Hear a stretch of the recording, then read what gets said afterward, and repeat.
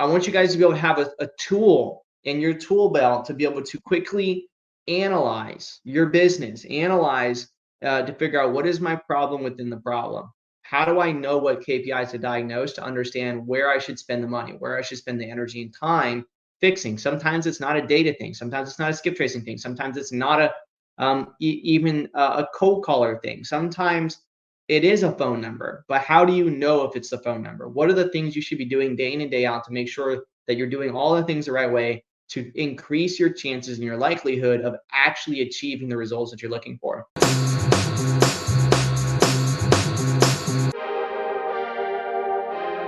And if the results aren't there, is it because of an effort thing or because of something that you have control over, which you do have control over your effort, or something you don't have control over, right? What is truly going on? And just a lot of you guys can't answer that. And sometimes you can't swallow the pill that it's just an effort thing, right? But I'm going to make sure that you guys understand whether it's a pill you need to swallow or not, okay? But I want to share something on my iPad really fast, okay? Okay. So we have 3 boxes here, okay? This is going to be box 1, this is going to be box 2, and this is going to be box 3. And anybody who might be in here that might be in my Willing and Relentless group, you're going to know exactly what I'm going down here. But this is KPI 1, KPI 2, KPI 3. Okay. And what we want to understand is we want to understand the difference between this KPI and this KPI. So we want percentages here. All right. And in your business, it could be different. It can differ per business. You just got to ask yourself this question. But what I'm going to say is a really good place to start, and this can evolve and change, but a really good place to start, no matter what business you're in, is going to be the amount of dials. This could be SMSs. This could be direct mail sent or whatever, but it's the amount of dials or whatever you're marketing outbound. And number 2 is going to be, in this case, correct numbers. Okay. And then the last one is going to be qualified leads. Okay. And so when you guys ask me, what are the top 3? What are the 3 things I just need to focus on?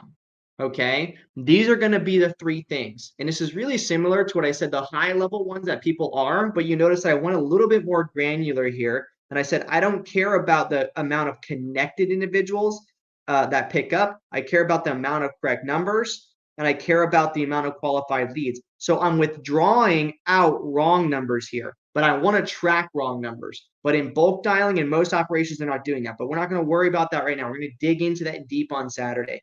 Right now, I just want to care about dials, correct numbers, and qualified leads. So let's just throw some numbers in here. Let's say you did 10,000 dials, and you ended up getting 100 correct numbers, and you end up getting 20 leads.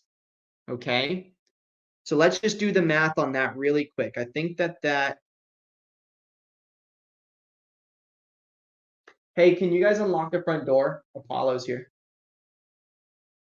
So let's do 100 divided by 10,000. That's a 0.1%. We're just gonna put that in red. So 0.01%. It's a 1% ratio. And then 20 divided by 100 is a 0.2%. So a 20% ratio. So let's just do that above here. 1%, 20%. Okay. So really quickly, you guys tell me, where's the problem in my marketing flow? Where's the problem? In the chat, I want as many people to tell me this. I just want to see, so I know how smart y'all are. Is my problem between, let me find a good color.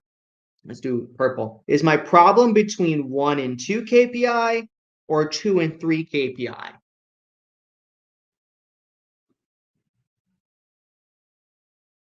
My beard is getting trimmed down today. My beard is a mess right now, but thank you.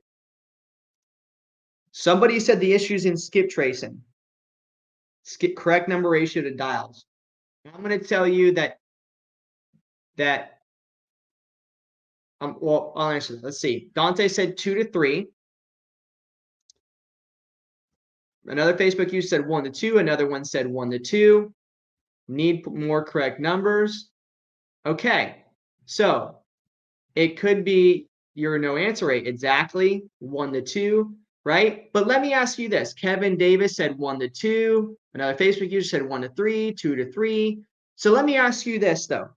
If you had this set up where all of your granular KPIs were you had all the tracking of your granular KPIs and your whole team on a weekly basis on Fridays, you guys just reviewed these 3 KPIs, whether it be these 3 or another one, do you feel as though this would give you a level of confidence to understand if all you got to do is ask yourself which percentage is not accurate so that you can delve into figuring out what you need to fix, right?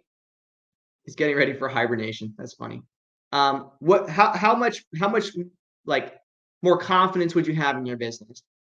Do you think that you'd have more confidence if you had a system in place to be able to accurately do this without any question, without the thought of am I doing it right or wrong? Like it's numbers. Numbers can't lie if you're tracking them, but you can make them lie by lying to yourself, right? So hopefully the answer is yes, because it should be, right? Because this should give you confidence because like truly it is the most important thing in your business. So somebody said skip tracing. Again, I don't know who it is, just says Facebook user. That's not accurate. And that's a problem though. That you just gave a great example of where most people would fail if they just assumed it was skip tracing. Okay? Because it could be that you're on a 10-line dialer and it skyrocketed your no answer rate. And so you dialed a bunch of phone numbers, and there was actually a bunch of pickups, but you were hanging up on 75% of them, right? Which made your correct number ratio drop because you increased the amount of dials that you're doing. It could be that if you toned back the amount of dials to 5,000 dials, it might maintain 100 correct numbers. If you just tone back the amount of dials that you're making, you could end up having the same correct number ratio, right?